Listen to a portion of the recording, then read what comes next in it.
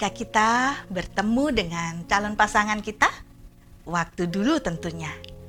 Begitu sempurna, begitu menawan, dan penampilannya membuat kita selalu terbayang-bayang dari ujung rambut sampai ujung kaki. Wah, sepertinya tidak ada cacat celah. Kalaupun ada kekurangan, tapi asmara telah menutupinya dengan kelebihan-kelebihan yang dimilikinya. Rasa cinta bisa menutupi ketidaksempurnaan yang dimilikinya. Tapi seiring dengan berjalannya waktu, di mana masa-masa basa-basi dalam hubungan cinta mulai berakhir, maka mulailah semuanya menunjukkan identitas aslinya untuk menampilkan yang sempurna pada pasangan.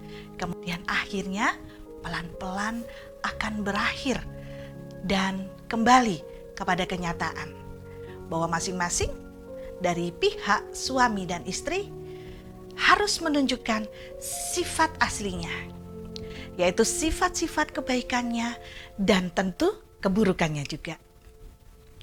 Disinilah pasangan diuji. Satu hal yang harus diingat bahwa pasangan kita bukan orang yang sempurna. Dia punya dua sisi, baik itu kebaikan dan keburukan, dari banyak hal. Dari sikap, pikiran, dan seterusnya. Kita intip yuk, bagaimana bila kita menghadapi kenyataan dua sisi ini. Belajar menyadari bahwa pasangan kita bukanlah manusia sempurna akan menolong kita untuk berusaha untuk sedikit demi sedikit saling menyadari akan kekurangan-kekurangan yang dimiliki oleh masing-masing pihak. Mendiskusikan tanpa menghakimi kelemahan pihak lain adalah langkah berguna yang harus dilakukan. Karena pada dasarnya kita tidak suka bila ditunjuk atau dihakimi oleh siapapun, bukan? Menghakimi pihak lain hanya akan menimbulkan pertengkaran yang hebat.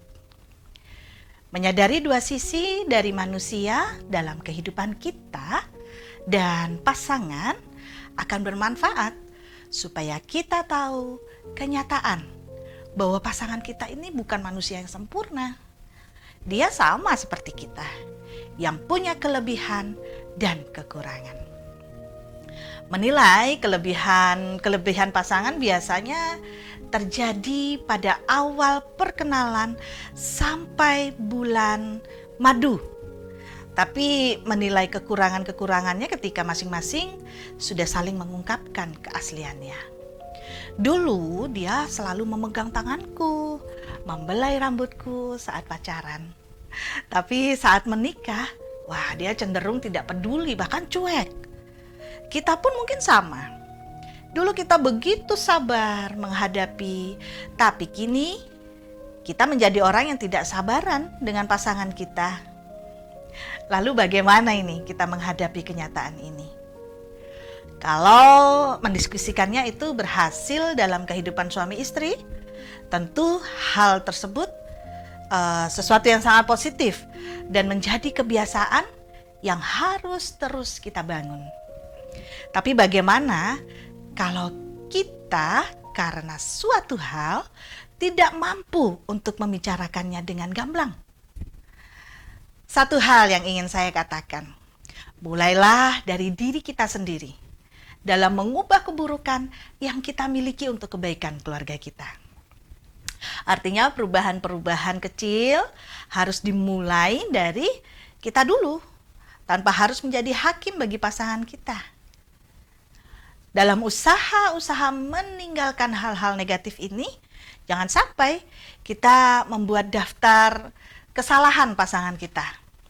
Sekali lagi, kita berangkat dari perbaiki diri kita sendiri.